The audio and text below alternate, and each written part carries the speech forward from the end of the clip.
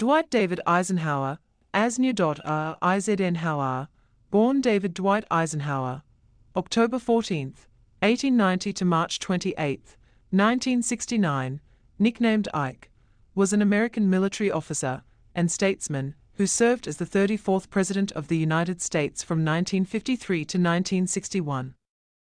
During World War II, he was Supreme Commander of the Allied Expeditionary Force in Europe and achieved the 5-star rank as General of the Army. Eisenhower planned and supervised two of the most consequential military campaigns of World War II, Operation Torch in the North Africa Campaign in 1942 to 1943 and the invasion of Normandy in 1944. Eisenhower was born in Denison, Texas, and raised in Abilene, Kansas. His family had a strong religious background, and his mother became a Jehovah's Witness. Eisenhower, however, belonged to no organized church until 1952. He graduated from West Point in 1915 and later married Mamie Dowd, with whom he had 2 sons. During World War I, he was denied a request to serve in Europe and instead commanded a unit that trained tank crews. Following the war, he was promoted to the rank of Brigadier General in 1941.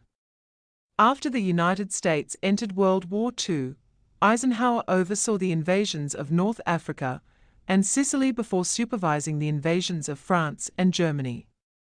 After the war ended in Europe, he served as military governor of the American-occupied zone of Germany 1945, Army Chief of Staff 1945 to 1948, President of Columbia University 1948 to 1953, and as the first Supreme Commander of NATO 1951 to 1952. In 1952, Eisenhower entered the presidential race as a Republican to block the isolationist foreign policies of Senator Robert A. Taft, who opposed NATO. Eisenhower won that election and the 1956 election in landslides, both times defeating Adlai Stevenson II. Eisenhower's main goals in office were to contain the spread of communism and reduce federal deficits. In 1953, he considered using nuclear weapons to end the Korean War and may have threatened China with nuclear attack if an armistice was not reached quickly. China did agree and an armistice resulted, which remains in effect. His New Look policy of nuclear deterrence prioritized inexpensive nuclear weapons while reducing funding for expensive army divisions. He continued Harry S. Truman's policy of recognizing Taiwan as the legitimate government of China, and he won congressional approval of the Formosa Resolution. His administration provided major aid to help the French fight off Vietnamese communists in the First Indochina War. After the French left, he gave strong financial support to the new state of South Vietnam. He supported regime-changing military coups in Iran and Guatemala orchestrated by his own administration. During the Suez Crisis of 1956, he condemned the Israeli, British, and French invasion of Egypt, and he forced them to withdraw. He also condemned the Soviet invasion during the Hungarian Revolution of 1956, but took no action. He deployed 15,000 soldiers during the 1958 Lebanon crisis.